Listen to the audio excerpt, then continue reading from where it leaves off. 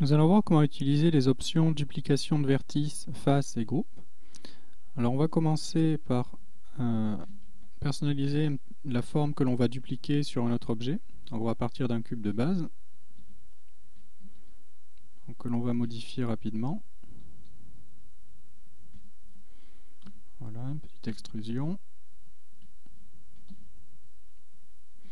Et là, pour fusionner les 4 vertices, il faut faire Alt-M et Add Center. Voilà, donc là, on a notre objet de base.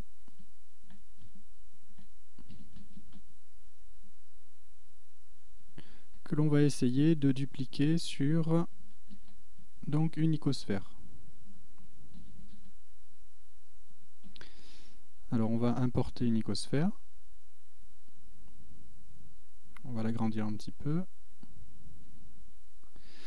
Donc on va sélectionner en premier l'objet enfant, donc celui-là, et ensuite en maintenant un pied majuscule, on sélectionne l'objet parent, l'icosphère. Ensuite on fait CTRL et P comme parent, et on valide. Maintenant on sélectionne l'objet parent, et là on peut faire des duplications de faces, c'est-à-dire que l'objet va être reproduit sur toutes les faces de celui-ci. Donc comme on a réduit un petit peu l'objet, donc on a des duplications qui sont plus petites, on va devoir initialiser le scale avec Alt-S. Alors si on veut que l'objet soit visible entièrement, ici il manque tout le pied, donc on va devoir le déplacer un petit peu. Donc on rentre en mode édition, on sélectionne tout et on le monte légèrement. Voilà.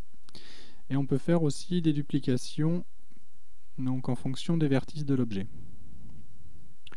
Donc là on a un petit souci, il faut enclencher la rotation. Mais là ce n'est pas correct, alors il va falloir rentrer, donc on passe en mode fil de fer avec Z. On sélectionne l'objet, on passe en mode édition avec Tab. Et là on va lui faire une rotation de 90 degrés par rapport à l'axe des X. Donc là c'est bon, mais il faudrait l'autre, donc faire une rotation de 90 degrés dans l'autre sens. Donc on fait Rx moins 90. Donc maintenant il faudrait centrer cet objet, toujours en mode édition. On le descend un petit peu, GZ.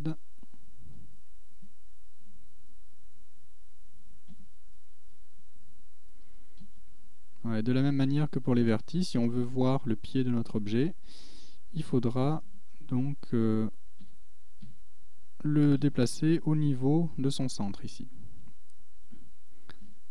Donc on va essayer de le centrer un peu mieux que ça. Voilà. Et là on peut le réduire de manière à ce que les pieds ne se chevauchent pas. Donc là on a fait une duplication avec les vertices de l'objet.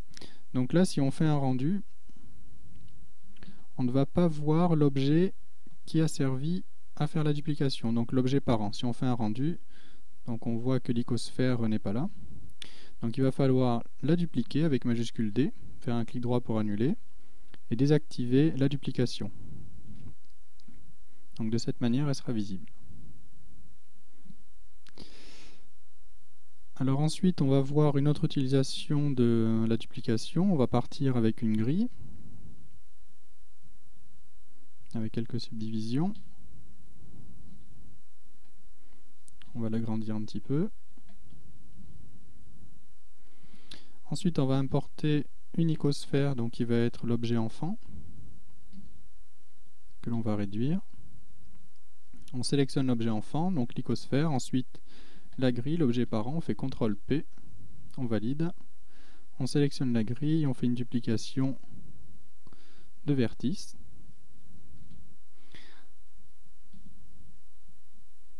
On va descendre un petit peu l'objet parent,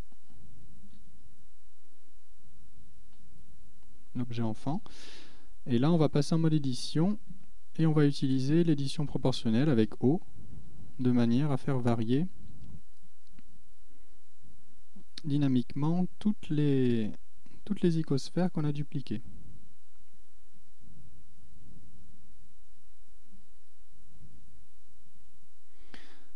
Voilà, donc à ce stade, on a toujours des duplications de notre icosphère. Et si on veut les rendre réels, on sélectionne notre grille, l'objet parent, et on fait CTRL majuscule et A.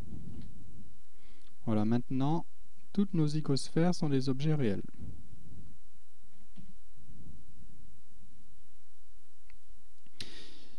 Donc on va revenir sur notre objet de base. Donc on va voir la duplication par groupe. Donc ça suppose que l'on crée un groupe. Donc on sélectionne tous nos objets, on fait CTRL G. On va le nommer en 01 par exemple. Ensuite on importe un empty. Ici on clique sur groupe et on sélectionne le groupe que l'on a créé. Le gros avantage, comme on l'a déjà vu, de cette fonctionnalité, c'est de ne pas charger la scène. On peut dupliquer autant de fois qu'on veut, on ne va pas charger la mémoire de l'ordinateur, ni augmenter le nombre de vertices, et le poids du fichier va rester identique.